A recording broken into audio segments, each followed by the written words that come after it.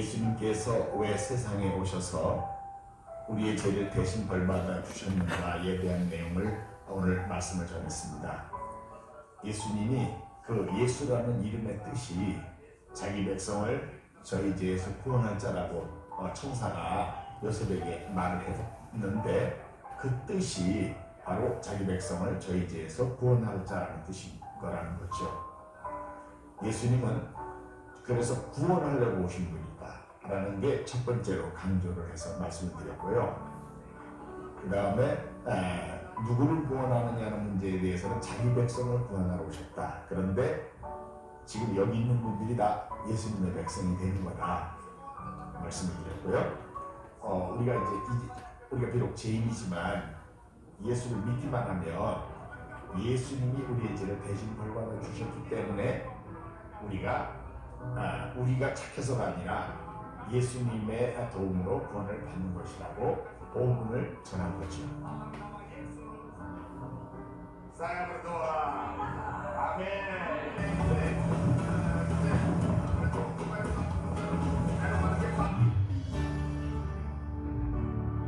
세상 모든 민족이 구원을 얻기까지 쉬지 않으시는 하나님,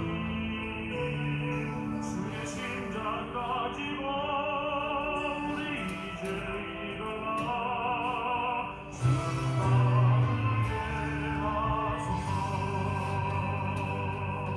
예수님에 의하면 구약 성경이 두 개의 중심 주제로 이루어졌습니다. 첫째는 그리스도의 고난과 부활이고, 또 하나는 세계 선교입니다.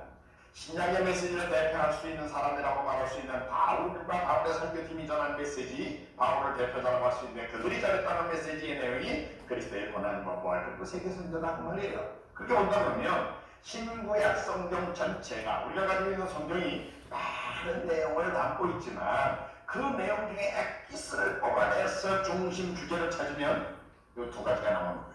그리스도의 고난과 부활 그리고 세계 선교, 이것이 성경 전체의 중심 주제다라는 것을 우리가 알 수 있습니다. 이 사역의 목적이 뭐냐면 하나님이 영광 받으시게 하는 거, 이게 제일 중요한 거고요. 그 다음에 사람들이 구원받고 영원한 복을 누리게 하는 거, 그 다음에 악한 사탄의 세력은 다 깨버리고 죄의 권세가 멸하고 하나님의 공의로운 통치와 온전히 나타나게 하는 거. 그래서 이 세 방향에서 우리가 하나님의 목적도 그렇고 우리의 선교사역의 방향도 이 세 방향으로 나타나는 겁니다. 하나님이 영광을 받으시고 예를 받으시게 만들어야 된다. 그러면서 사람들은 구원받고 복을 누리게 해야 된다. 그리고 사탄의 세력은 다 깨버리고 예수를 쫓아내고 악이 파괴되고 하나님이 영광을 받으시는 그런 하나님 나라가 도래하게 하는, 이게 선교사역의 목적입니다. 하나님의 영광에 대한 열정에서 나타낸 세계를 품은 김명선.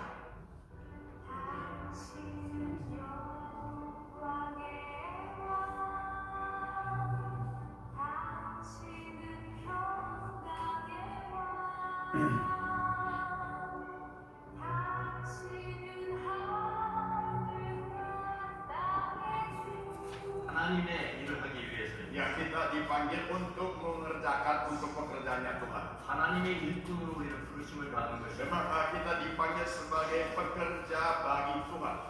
그래서 우리는 사나 죽으나 주의 것이라고 하는 Baik hidup maupun mati, memang kita semua adalah miliknya Tuhan. Dan Yesus telah bangkit benar, sehingga memang itu adalah bukti memang kuburnya Yesus itu sungguh kosong. Sehingga kita selalu dari kubur kosong membuktikan dia hidup. Katakan amin. Ya.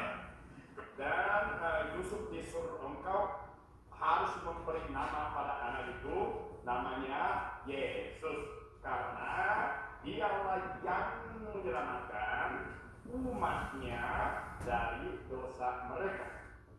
Mengenal kehendak Allah itu adalah pengetahuan yang terbaik, paling penting, dan melakukan kehendak Tuhan adalah cara yang paling sukses, paling berhasil, paling berkenan di hadapan Allah. Dosa ini tidak lagi berkuasa atas kita semua, sehingga memang melalui penyaliban Yesus Yesus membebaskan kita dari hukuman.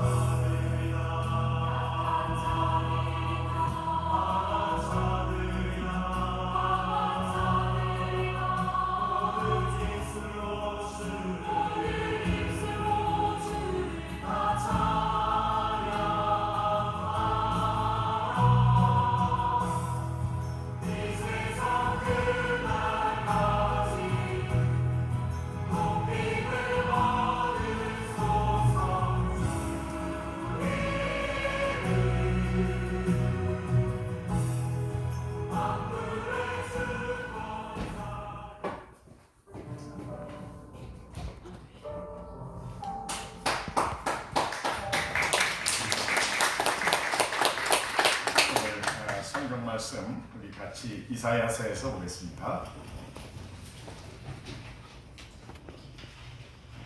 이사야서 14장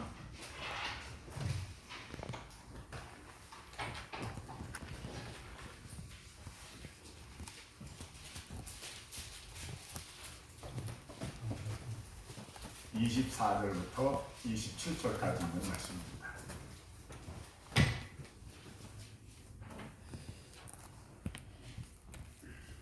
구약성경 이사야서 14장 24절에서 27절 말씀 저하고 교독하시겠습니다. 제가 한 절 읽으면 그 다음 절은 여러분들이 읽으시고 4절밖에 안 되지만 교독하겠습니다. 이사야서 14장 24절 만군의 여호와께서 맹세하여 이르시되 내가 생각한 것이 반드시 되며 내가 경영한 것을 반드시 이루리라.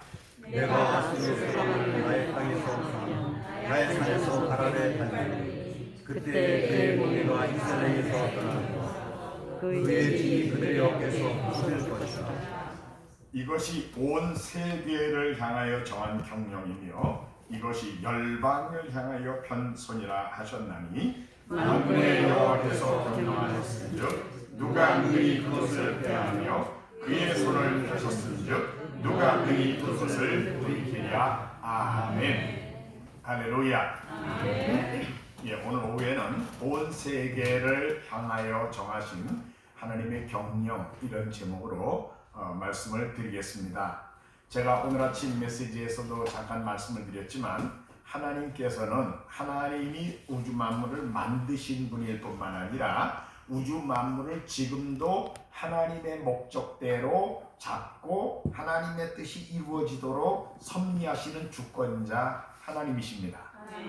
그래서 하나님이 이 세계를 어떻게 만들려고 하시는가라는 하나님의 의도를, 하나님의 계획, 하나님의 목적을 우리가 분명히 아는 게 필요한데요. 성경은 분명하게 하나님께서 어떤 모든 세계에 되어지는 일들에 대하여 계획을 가지셨고 또 목적이 있어서 그 일을 그렇게 이루고 계신다고 성경은 말하고 있는 것입니다. 이사야서 14장 24절에 이렇게 말씀합니다. 만군의 여호와께서 맹세하여 이르시되, 하나님이 맹세까지 하신 것은 절대로 오류가 없고 절대로 변동이 없이 그대로 하시겠다는 것을 강조하기 위해서 맹세로 말씀하셨다고 그랬어요. 그런데 그 내용이 뭡니까? 내가 생각한 것이 반드시 된다.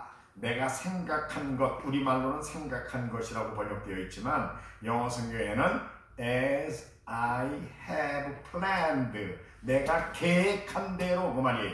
하나님이 이미 계획한 것이 그대로 된다. 또 내가 경영한 것을 반드시 이루리라. 경영했다 그랬는데 이것 역시 영어 성경에는 as I have purposed, 내가 목적한 대로.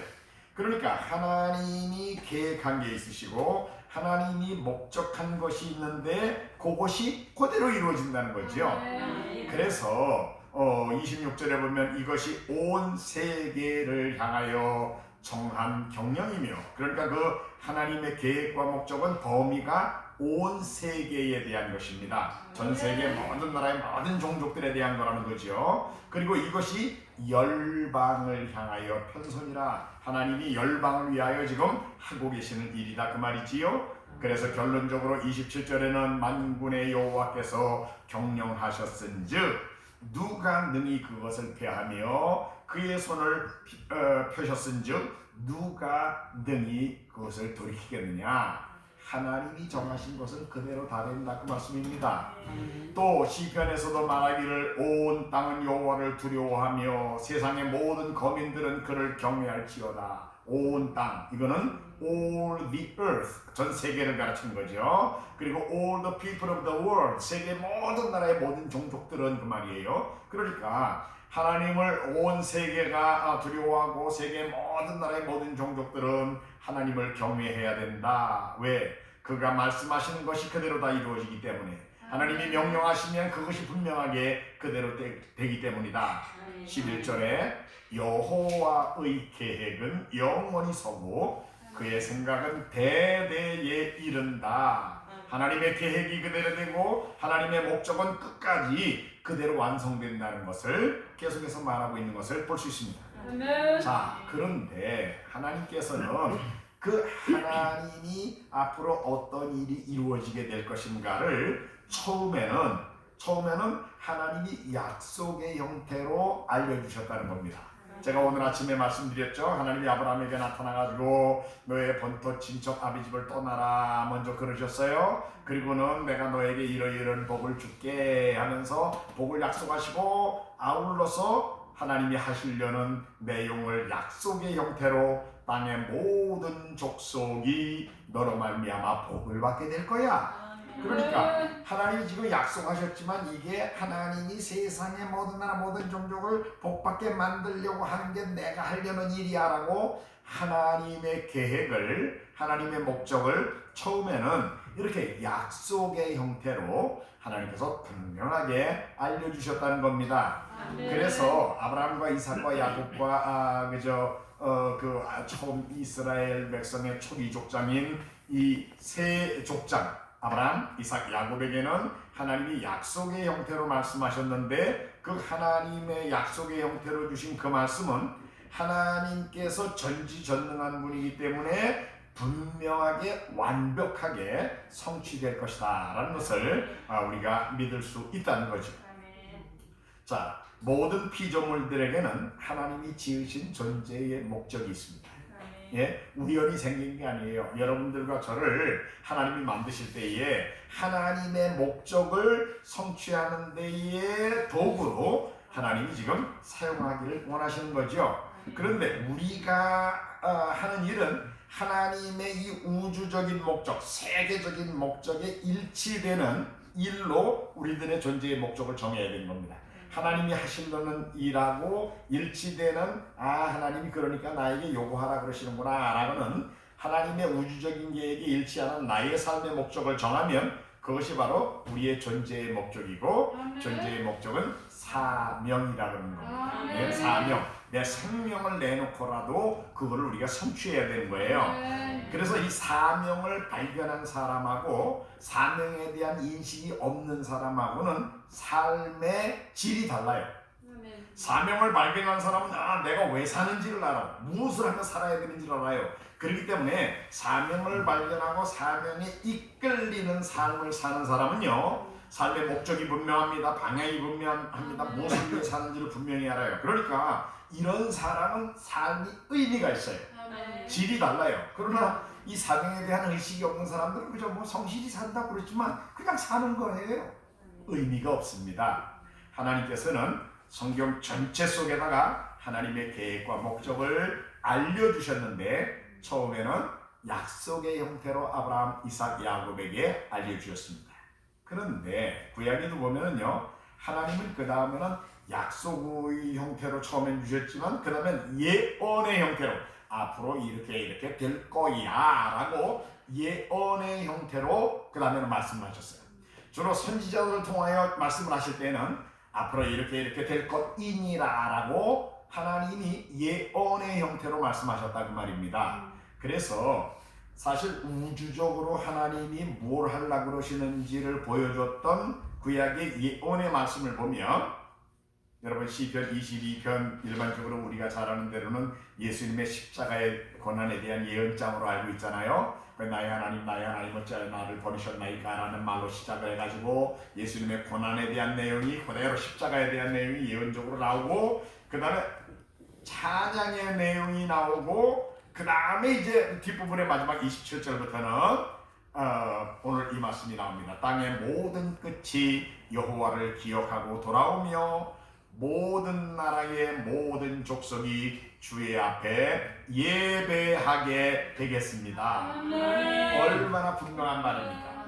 그래서 시편 22편은요 크게 세 부분으로 나눠져요. 십자가의 고난에 대한 예언, 그 다음에 고난 후에 나오는 찬송. 그래서 찬송은 거기 부활이라는 단어는 안 나오지만 신학자들은 예수님의 십자가에 대한 예언인 게 너무나도 분명하기 때문에 십자가 다음에 오는 찬송이니까 이거는 부활이라고 보는 겁니다. 그 다음 부활에 대한 예언이라고 보는 거예요. 그리고는 그 다음에 나오는 것이 바로 세계선교죠.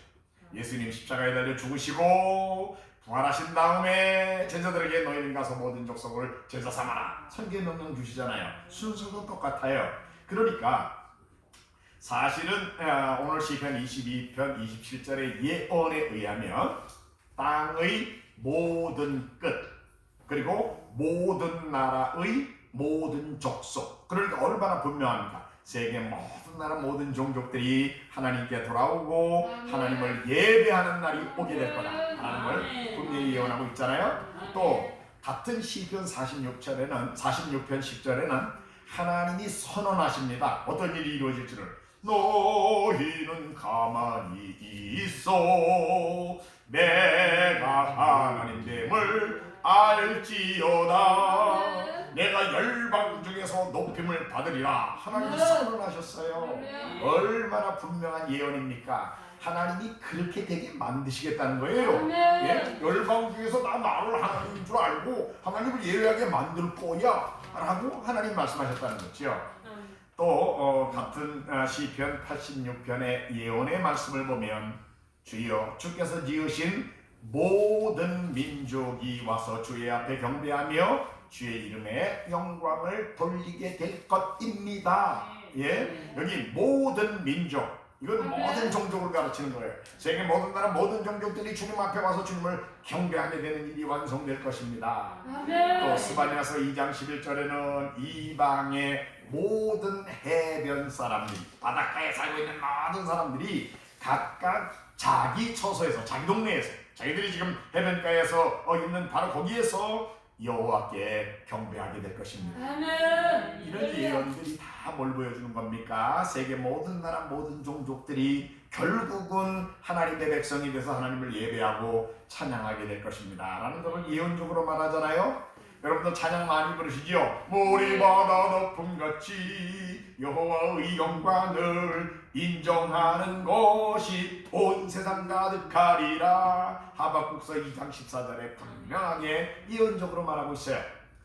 여러분 구약 성경의 맨 마지막 성경인 말라기서에 외우기 쉽습니다. 1장 11절 111 외우기 쉽죠? 예?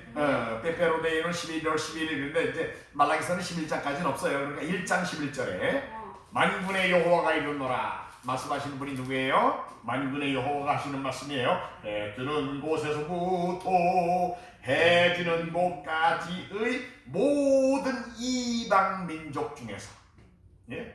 이스라엘 땅의 동쪽 끝에서 서쪽 끝이 아니에요. 해 뜨는 데부터 해 지는 데까지의 모든 이방 민족 중에서 내 이름이, 여기서 내가 누구요? 만군의 여호와가 이르노라 그러셨잖아요. 만군의 여호와 하나님의 이름이 크게 될 것이다. 아멘. 각처에서, every place, 각처에서 내 이름을 위하여 분향하며 깨끗한 예물을 드리리니 이는 내 이름이 만군의 여호와의 이름이 이방 민족 중에 크게 될 것이다. 아멘. 얼마나 분명한 예언의 말씀입니까? 그러니까 아멘. 하나님께서 어떤 일을 하려고 그러시는지를 처음에는 약속의 형태를 주셨다 그랬어요. 땅의 모든 족속이 너로 말미암아 복을 얻을 것이니라, 약속이죠. 근데 선지자들을 통해서는 어떻게 하셨어요? 예언의 말씀으로 이렇게 될 것이니라, 땅의 모든 족속들이 결국은 복을 받게 될 거야, 예언의 말씀으로 말씀하셨어요. 그 다음에 우리가 아시는 대로 예수님 세상에 오셨습니다. 하나님이 인간의 몸을 입고 세상에 오신 분 바로 예수님이십니다. 그러니까 하나님의 뜻을 예수님이 직접 가르치시고 제자들을 다 훈련시켜서 마지막에 제자들을 파송하시면서 앞으로 너희들이 해야 할 일이 뭔지 알아? 이번에는 명령의 형태로 니들이 해야 할 일이 이거야 라고 말씀하셨어요.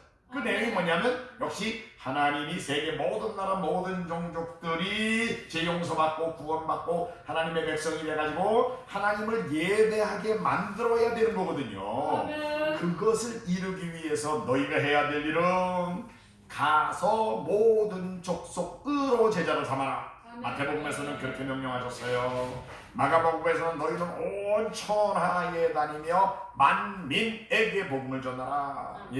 누가복음에서는 구약 성경의 중심 내용이 그리스도의 고난과 부활 그리고 세계 선교인데 바로 너희가 이 모든 일의 증인들이야. 이게 성경 중인 거니까 너희들이 할 일이 바로 모든 종족들에게 가서 복음 전하는 거다. 또 요한복음에서는 아버지께서 나를 보내신 것처럼 나도 너희를 보낸다. 세계 모든 나라 모든 종족들에게 가라라고 예수님이 명령의 형태로 말씀하셨습니다.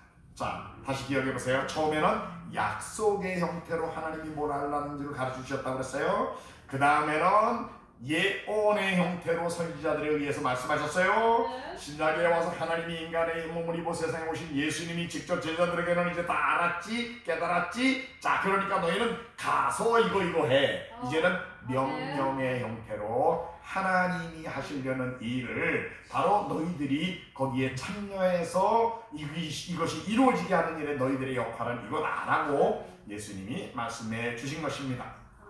사실 예수님이 십자가에 달리실 때에 대신 벌받아 죽어주신 사람들이 어디에 있는 누구인지를 보여주는 구절이 요한계시록 5장 9절 이하에 있습니다.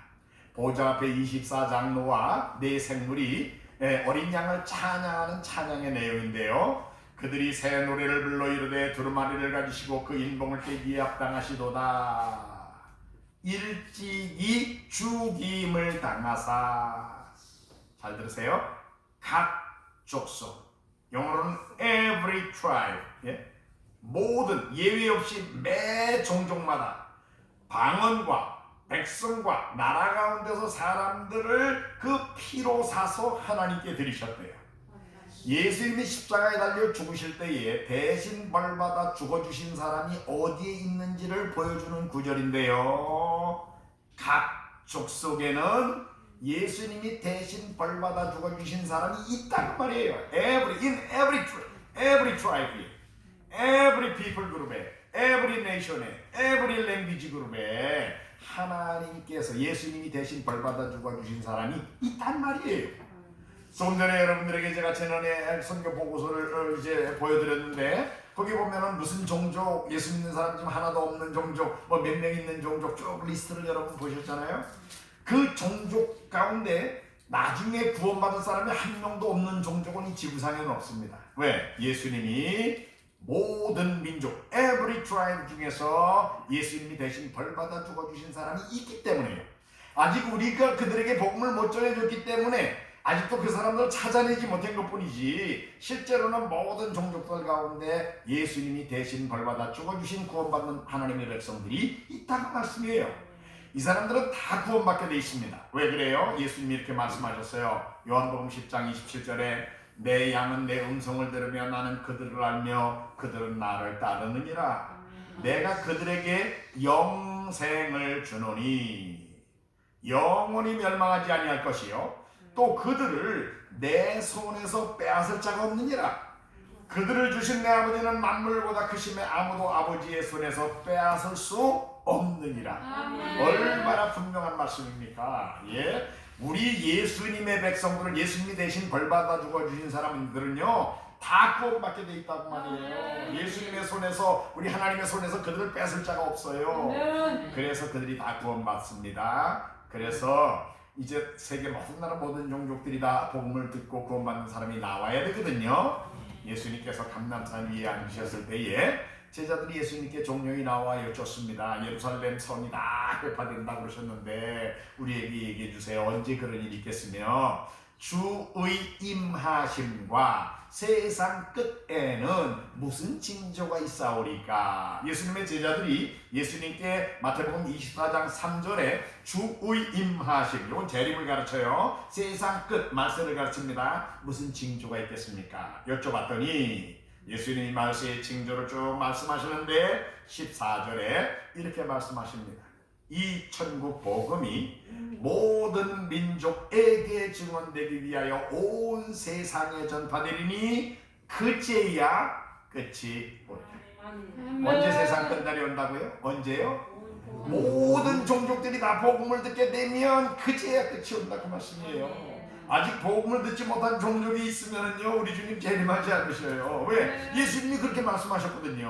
모든 종족이 다 복음을 들으면 그 다음에 내가 온다. 그러니까 사실은 아직도 복음을 듣지 못한 종족들에게 우리가 복음을 전하는 것은 재림에 오시는 우리 예수님의 재림을 준비해드리는 방법인 것입니다. 초림주 예수님의 길을 세례 요한이 예비해드렸던 것처럼 재림에 오실 예수님의 길을 예비해드리는 사람들은 누구냐? 바로 아직도 복음을 듣지 못한 남아있는 종족들에게 복음을 전하는 사람들. 이 사람들이 바로 예수님의 재림을 준비하는 사람들이고, 사실 그것이 예수님이 유언으로 선교의 위임령으로 마무리하도록 주신 그런 명령에 일치되는 거예요. 너희는 가서 온 천하에 다니며 만민에게 복음 전해라. 온 천하에 다니며 만민, 그리고 너희는 가서 모든 족속 제자 삼아라. 다 우리 주님의 지침, 방향은 분명하지 않습니까? 아멘. 그리고 언제 끝난다고요? 이 천국 복음이 모든 민족에게 다 증거되면 그제야 끝이 옵니다. 그러니까 우리가 예수님의 말씀을 우리들의 삶과 우리들의 사역의 표준으로, 매뉴얼로, 기준으로 삼는 사람들이라 그러면 이걸 해야 되는 거죠. 그러니까 우리가 세계에 아직도 복음을 받지 못한 사람들에게 복음을 전하는 이유가 바로 여기에 있는 것입니다.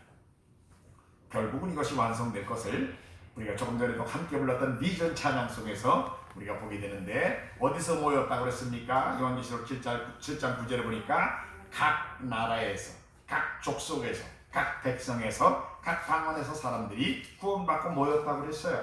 이 사람들이 흰 옷 입고 종려가 들고 주님을 찬양합니다. 근데 그 찬양의 내용이 뭐예요? 10절에 보니까 구원하시니 보좌에 앉으신 우리 하나님과 어린 양께 있도다. 구원의 찬양이에요.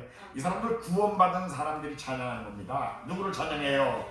보좌에 앉으신 우리 하나님. 보좌에 앉았다는 말은 뭐 거기 의자가 있어가지고 거기 앉아있다는 뜻이 아니에요. 통치하시는 분이라는 뜻이에요. 보좌에 앉으신. 이 주권적으로 통치하시는 그 하나님과 어린 양, 우리의 죄를 대신 벌받아 죽어주신 그분 하나님의 주권과 예수 그리스도의 대속으로 말미암아 우리가 구원함을 받았다는 것을 찬양하는 그런 찬양의 내용이 바로 요한계시록의 결론과 같이 예언적으로 지금 나오고 있는 것입니다. 결국은 주의 나라가, 하나님 나라가 온전하게 도래하도록 되어 있습니다. 온 세상 나라들 주 그리스도 다스리는 나라가 되고, 할렐루야 할렐루야. 여러분 딱 그 할렐루야 코러스 때 부르는 그 찬양, 그 얼마나 웅장하고 멋있습니까? 바로 온 세상 나라가 예외 없이 우리 주님이 다스리는 나라가 영원한 나라가 되는 그런 날이 우리 주님 재림 후에 완성될 것을 보여주는 요한계시록에 나와 있는 말씀입니다. 주와 우리 주와 그 그리스도, 그러니까 여기서 말하는 우리 주는 우리 하나님을 가르치는 거고, 그 다음에 그 그리스도는 예수님을 가르치는 것입니다. 성부 하나님과 성자 예수님이 영원한 왕으로 영원히 통치하시는 나라가 완성되게 되는데, 그것은 우리 주님의 재림으로 유형적으로 눈에 보이게 완성된 날이 올 것입니다. 그날을 기다리는 사람들입니다. 여러분들과 저는 이 우리 하나님께서 계획하셨던 이 하나님의 우주적인 계획이 완성될 거라고, 분명히 완성될 거라고 그랬는데 그것이 분명히 완성되는 것을 볼 자들입니다. 그리고 그 일이 이루어지도록 하는데 주님 앞에 우리에게 맡겨주신 몫을 감당하는 사람들이 되는 겁니다. 바라기는 우리 한성교회 모든 성도님들, 그리고 우리 인제 옛날 우리 동기 정말 전도사님, 목사님, 또 각 장로님, 집사님, 우리 형제들 모두가 다 이 일에 함께 쓰임 받는 우리 하나님의 백성들이 모두 되시기를 주의 이름으로 축원합니다. 네, 기도하겠습니다.